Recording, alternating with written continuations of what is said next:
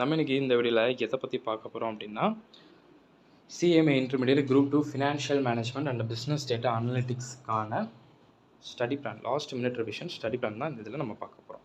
Okay, இது எந்த ஆர்டரில் படித்தா பெட்டராக இருக்கும் அப்படிங்கிறத வந்து நம்ம ஃபஸ்ட் வந்து நம்ம பார்த்துக்கலாம்.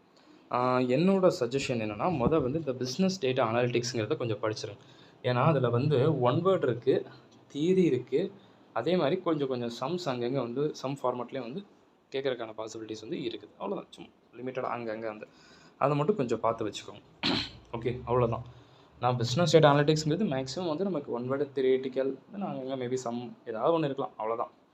ஓகே, ஸோ அது கொஞ்சம் இம்பார்ட்டன்ஸை கொடுத்துருங்க. ஃபர்ஸ்ட் ஆஃப் ஆல் வந்து அதெல்லாம் அவங்க நல்லா பார்த்துட்டு அதுக்கப்புறம் வந்து நீங்கள் ஃபினான்ஷியல் மேனேஜ்மெண்ட் தான் போகும். அதாவது கேசஸ் மாதிரி நீங்கள் சம்முங்கிறது நான் எதை சொல்ல வந்தேன்னா அந்த கேசஸ் மாதிரி மேபி எதாவது கேட்கலாம். தியரிட்டிக்கல் நம்ம புரிஞ்சு அதை பேஸ் பண்ணி கேசஸ் மாதிரி கேட்கலாம். ஓகே, சரி, இப்போ அதனால் முடிச்சிருங்க. ஏன்னா அது ஒரு 20 மார்க்கா, அது வந்து ஆக்சுவலி வந்து உங்களுக்கு எவ்வளோ இருக்குன்னா 20 மார்க்ஸ் வந்து ஆக்சுவலி வந்து இருக்குது. ஓகே, 20 மார்க்ஸ்க்கு வந்து இருக்குது. அதை முடிச்சுட்டு டேரெக்டாக நீங்கள் என்ன பண்ணுறீங்கன்னா, இப்போ ஆல்ரெடி ஃபினான்ஷியல் மேனேஜ்மெண்ட்டோட புக்கெல்லாம் ஓப்பன் பண்ணியிருப்பீங்க கொஞ்சம் கரெக்டாக. அப்போ நான் என்ன சொல்கிறேன்னா, இப்போ ரிவிஷன் அப்படின்னு சொல்லும்போது நீங்கள் பண்ண வேண்டியது மாடியூல் 3ல் பாருங்கள், நமக்கு comparative statement, common size statement, trend analysis, ratio analysis, fund flow, cash flow, கிட்டத்தட்ட 6 டாபிக்ஸ் இருக்குன்னு வச்சுக்கோங்களேன். அந்த 6 டாபிக்ஸ்லேருந்து பார்த்தீங்கன்னா கண்டிப்பாக மினிமம் 1 சம் மேக்ஸிமம் 2 சம்ஸ் வரலாம் டெஃபினட்டாக. ஸோ அப்போ மாடியூல் 3ல் அந்த 6ல் வந்து ஏதாவது ஒன்று நான் ஸ்கிப் பண்ணலாமா? ஃபார் எக்ஸாம்பிள் ஃபண்டு ஃப்ளோ நான் பார்க்காம போகலாமா?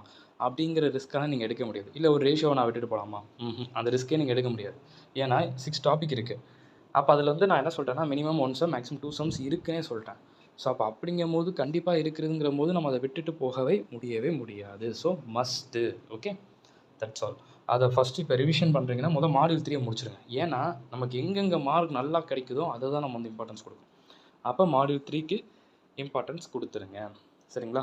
புக்கில் இருக்க சம்ம பார்த்தாலே இதெல்லாம் போதுமானது. ஓகே, அப்போ module 4 cost of capital full and fully formula based. Formula நல்லா படிச்சிருந்தோம் அப்படின்னா நம்மளால் கரெக்டாக வந்து ஆன்சர்ஸ் பண்ணி சூப்பராக பண்ண முடியும். ஓகே, அப்போ மாடியூல் 4 படித்து முடிச்சிருங்க. நெக்ஸ்ட் இப்போ நான் சொல்கிற ஆர்டரை மட்டும் கரெக்டாக புரிஞ்சு பாருங்கள். மாடியூல் 3 முடிச்சிங்களா? மாடியூல் 4 முடிச்சிங்களா? இப்போ மாடியூல் 6 வந்துருங்க. அடுத்து மாடியூல் 6ல் ஒர்க்கிங் கேபிட்டல் மேனேஜ்மெண்ட்னு சொல்கிறோம், கரெக்டுங்களா? ஒர்க்கிங் கேபிட்டல் மேனேஜ்மெண்ட் சொல்லிட்டு அந்த sum current asset minus current liability அதெல்லாம் பண்ணுறீங்கல்ல, அதுதான் வந்து மெயின் கம்பல்சரி சம். அதில் receivable management, payable management, inventory management, அதாவது எப்படி படிக்கிறீங்கன்னா வந்து நல்லா வச்சுக்கோங்க. ஃபஸ்ட்டு வந்து இது படிச்சிருங்க, அதாவது ஒர்க்கிங் கேபிட்டல் மேனேஜ்மெண்ட் அதை படித்து முடிச்சுட்டு அந்த சம் பார்த்துட்டு ரிசீவபிள் மேனேஜ்மெண்ட்டுங்கிறது வந்து இந்த கிரெடிட் அதுன்னு கொடுத்தாங்களே அந்த மாடல். அடுத்து பேயபிள் மேனேஜ்மெண்ட், இன்வென்ட்ரி மேனேஜ்மெண்ட்டு. இங்கே மெயின் அப்படிங்கிறது அந்த ஒர்க்கிங் கேபிட்டல் மேனேஜ்மெண்ட்டும் ரிசீவபிள் மேனேஜ்மெண்ட் தான் ரொம்ப இம்பார்ட்டண்ட்டானது. அதுக்கு அடுத்து தான் இன்வென்ட்ரி மேனேஜ்மெண்ட்.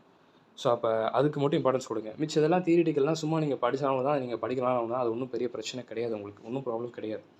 ஓகே, பட் இந்த சம்முங்கிறது இப்போ நான் சொன்னது மட்டும் மெயின். சரிங்களா? அவ்வளோதான். அடுத்த டேட்டா கொஞ்சம் கீழே வந்துடுங்க. ஃபினான்ஷியல் டெசிஷன் அப்படின்னு சொல்லிட்டு இருக்குது மாடியூல் 7ல். இதில் வந்து பார்த்தீங்கன்னா என்னென்ன படிக்கணுங்கிறத சொல்லிடுறேன். கேபிட்டல் ஸ்ட்ரக்சர் தியரின்னு சொல்லிட்டு என்னென்ன சம்ஸ் இருக்கோ ஃபார்முலாவும் போது நல்லா படிச்சுட்டு அந்த சம்ஸை பார்த்துருங்க. அடுத்து லிவரேஜ் அனலைசிஸ் இருக்கா, அதை ஃபுல்லாக படித்து முடிச்சுருங்க. அடுத்து டிவிடெண்ட். அப்போ கேபிட்டல் ஸ்ட்ரக்சர் தியரி ரிலேட்டடாக என்னென்ன இது இருக்குது நமக்கு சம்ஸ், அதை ஃபுல்லாக பார்த்து முடிக்கணும். ஓகே, அடுத்து லிவரேஜஸ், அடுத்து டிவிடெண்ட் டெசிஷன்.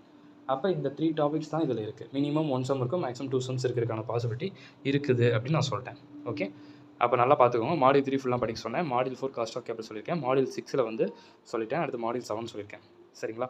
இப்போ அடுத்து நான் என்ன பண்ணட்டும், இப்போ நான் நெக்ஸ்ட் ரிவிஷன் எந்த டாப்பிக்கில் போகட்டும் அப்படின்னு கேட்டிங்கன்னா மாடியூல் 5 வந்துடும். Module 5 capital budgeting. ஸ்மால் ப்ராப்ளம்ஸ்லேருந்து ஸ்டார்ட் பண்ணுங்கள். சின்னதாக இருக்கிற ப்ராப்ளம்ஸ்லேருந்து ஸ்டார்ட் பண்ணி அடுத்து அப்படியே பிக் சம்ஸாக பாருங்கள். அதுதான் கரெக்டாக இருக்கும். பேசிக்லேருந்து பேபேக் பீரியடு, ஓகே, ஏஆர்ஆர், ஒரு நெட் ப்ரெசன்ட் வேல்யூ, ஒரு ப்ராஃபிட்டபிலிட்டி, இந்த மாதிரி ஒன்றா பொறுமையாக ஒன்றா வந்து நீங்கள் பார்க்கும்போது உங்களுக்கு கரெக்டாக வந்துருக்கும். Okay, that's all. ஸோ அப்போ இந்த ஆர்டரில் இப்போ படித்து முடிச்சாச்சு. அடுத்து என்ன பண்ண போகிறோம் அப்படின்னு சொல்லி வந்து பார்த்தீங்கன்னா நமக்கு வந்து மாடியூல் 1ல் வந்து அந்த 1.1 இருக்குது பார்த்தீங்களா, அந்த 1.1 வந்து பார்த்தீங்கன்னா மேக்ஸிமம் வந்து அது வந்து நமக்கு தியரி 1 வேர்டு வந்து கம்பல்சரி மஸ்ட்டுங்கிற ஒரு கேட்டகரியில் வந்து இருக்குது. அந்த 1.2 வந்து சம் பாயிண்ட் ஆஃப் வியூ வந்து கொஞ்சமாக போயிடுது. 1.3 அப்படிங்கும்போது சம்ஸ் கம்பல்சரியான சம்ஸுங்கிற கேட்டகரியில் இருக்குது. ரிஸ்க் அண்ட் ரிட்டர்ன் 1.3 வந்து ரிஸ்க் அண்ட் ரிட்டர்ன் சம்ஸ் அப்படிங்கிற கேட்டகரியில் இருக்குது. மாடியூல் 2 வந்து பார்த்துக்கிட்டிங்க அப்படின்னா நமக்கு வந்து தியரிட்டிக்கல் ஃபுல்லாமே கம்ப்ளீட்டாக மாடியூல் 2 வந்து பார்த்தீங்கன்னா கம்ப்ளீட்டாக வந்து உங்களுக்கு தியரிட்டிக்கல் அண்ட் ஒன் வேர்டு, அதுக்கு தான் இம்பார்ட்டன்ஸ் அப்படிங்கிற ஒன்று நம்ம கொடுக்குறோம் மாடியூல் 2. ஓகே, ஸோ மாடியூல் 2 வந்து பார்த்தீங்கன்னா ஃபுல் அண்ட் ஃபுல்லி நீங்கள் தியரிக்கும் ஒன் வேர்டுக்கு தான் இம்பார்ட்டன்ஸ் கொடுக்க போகிறீங்க. அவ்வளோதான் முடிஞ்சது. ஓகே, ஸோ இப்போ நான் எல்லாமே நான் சொல்லிட்டேன்னா சரிங்களா. அப்போ மாடியூல் 1 1.1 வந்து நமக்கு தியரி கம்பல்சரின்னு சொல்லிட்டோம். 1.2 மேபி சம்மு கேட்கலாம். 1.3 கண்டிப்பாக சம்மு கேட்கலாம். மாடியூல் 2 கம்ப்ளீட்டாக ஃபுல்லாக வந்து பார்த்தீங்கன்னா ஒன் வேர்டுக்கும் தியரிக்கும் குட்டி குட்டி தியரிக்கு தான் வந்து இருக்குது. ஓகே, இப்போ நான் சொன்னதை மட்டும் நல்லா ஞாபகம் வச்சு அப்படியே வந்து பார்த்துக்கிட்டிங்கன்னா எந்தெந்த ஆர்டரில் நான் படிக்க சொன்னனோ அந்தந்த ஆர்டரில் படிச்சுட்டு எந்தெந்த டாபிக்ஸு எங்கெங்கே வெயிட்டேஜ் அதிகமாக கொடுக்குன்னு சொன்னோம் அதை நல்லா படித்து முடிச்சிடும். இதில் எதுவுமே நீங்கள் ஸ்கிப் பண்ணுற மாதிரி சொல்ல எப்போ அப்படின்னு கேட்டிங்கன்னா, நீங்கள் மேபி மாடியூல் 2ல் வேணால் நிறையா இருக்குது ஆக்சுவலி, அதான் நீங்கள் ஸ்கிப் பண்ணி ஆகணும். ஆனால் தியரிட்டிக்கலில் புரிஞ்சு தான் ஆகணும். நீங்கள் லாஸ்ட் மினிட்ல எனக்கு டைம் இல்லைனா நீங்கள் விட்டு தான் ஆகணும், வேறு ஆப்ஷன் கிடையாது. இல்லை ப்ரோ நான் எல்லாமே படிச்சுக்கிறேன் அப்படின்னா நோ இஷ்யூ, அவ்வளோதான் சரிங்களா. ஆனால் நான் சொன்னதை மட்டும் கரெக்டாக பார்த்துக்கோங்க. இப்போ நான் வந்து பார்த்தீங்கன்னா மாடியூல் 7க்குலாம் உங்களுக்கு சொல்லியிருப்பேன். ஆக்சுவலாக மாடியூல் 6க்கு சொன்னேன். டேரெக்டாக அந்த working capital management, receivable management, payable management, அது இன்வென்ட்ரி, அதெல்லாம் சம்மை மட்டும் பார்த்துட்டு தியரிட்டிக்கல் நீங்கள் படிக்கலனாலும் ஒன்றும் பிரச்சனை இல்லை, அது சைடில் பக்கத்தில் அது பேக்லேயே ஒன்று இருக்குது, அதை நல்லா படிச்சுக்கோங்க அப்படின்னு மட்டும் நான் சொல்லிட்டேன். கரெக்டுங்களா, அவ்வளோதான். ஸோ ஃபினான்ஷியல் மேனேஜ்மெண்ட்டுக்கு வந்து பார்த்துக்கிட்டிங்கன்னா நான் ஏதாவது டிப்ஸ் கொடுக்குறது அப்படின்னா நான் ஒன்றே ஒரு டிப்ஸ் கொடுப்பேன். ஆக்சுவலி என்ன டிப்ஸ்னால், ஒவ்வொரு டாபிக் ஃபஸ்ட்டு எடுக்கிறீங்கன்னு வச்சுக்கோங்க, அந்தந்த டாப்பிக்கு ஃபஸ்ட்டு வந்து ஃபார்முலா மட்டும் தனியாக எடுத்து வச்சுக்கோங்க. இப்போ காஸ்ட் ஆஃப் கேபிட்டலா கேஓ கேஇ கேடி அப்படின்னா அப்போ அது இதுக்கு என்னென்ன ஃபார்முலா தனியாக லிஸ்ட்டு போட்டு எழுதி வச்சுட்டு அதுக்கப்புறம் உள்ள சம் பார்த்தீங்கன்னா பெட்டராக இருக்கும். அதே மாதிரி ஒர்க்கிங் கேபிட்டல் மேனேஜ்மெண்ட் அப்போ மொதல் ஃபார்மெட் எழுதி வச்சுக்கணும், அடுத்து அப்படி சம்பளம் அப்ளை பண்ணுறோம். அப்போ கேபிட்டல் பட்ஜெட்டிங், அப்போ அதுக்கு எல்லாமே நமக்கு ஈஸி தான். இப்போ ஃபினான்ஷியல் மேனேஜ்மெண்ட்டு வந்து ஈஸியாக கஷ்டமாக கேட்டிங்கன்னா இந்த மாதிரி பண்ணும்போது அது ஈஸி. ஆனால் நீங்கள் ஃபார்முலா உங்கள் கையில் எதுவுமே இல்லாமல் சும்மா வந்து பேருக்கு ஒரு சம் எடுக்கிறோம், ஓகே ஃபார்முலா அப்படியே பார்க்குறோம், அடுத்த சம் இங்கே ஒரு ஃபார்முலா இருக்குது அதை அப்படியே பார்க்குறோம் அப்படின்னா இன்றைக்கி நல்லாயிருக்கும், நாளைக்கு அது மறந்து போயிடும். அதை ஃபார்முலா வந்து ஒரு ஹெட்டிங் போட்டு தனியாக அப்படியே எடுத்து வச்சிட்டிங்க அப்படின்னா திருப்பி வந்து உங்களுக்கு ரிவிஷன் அப்படிங்கிறத பண்ணும்போது நல்லா பெட்டராக வந்து இருக்கும் அப்படிங்கிறத சொல்கிறேன். ஸோ இதுதான் ஃபினான்ஷியல் மேனேஜ்மெண்ட்டை பொறுத்த மட்டும் இந்த மாதிரி வந்து இது இம்பார்ட்டன்ட், அவ்வளோதான், தட்ஸ் ஆல். எல்லாத்துலேயும் தியரி படிக்கிறதுக்கு நம்ம டைம்லாம் இருக்காது. சில இது இப்போ கேபிட்டலைசேஷன் தியரின்னு சொல்கிறோம், உட்காந்து எல்லா தியரியும் நம்ம படிச்சுட்டா இருக்க முடியும். நமக்கு அங்கே சம்முக்கு இம்பார்ட்டன்ஸ்னால் அப்போ நம்ம சம்முக்கு நம்ம இம்பார்ட்டன்ஸ் கொடுக்கணும். கான்செப்ட் ஜஸ்ட்டு புரிஞ்சுக்கிட்டால் போதும். மக்கப் பண்ணிட்டு தியரிக்கு எக்ஸாம் போய் படிச்சுட்டு தேவையே இல்லை நான் சொல்கிறேன் சரிங்களா.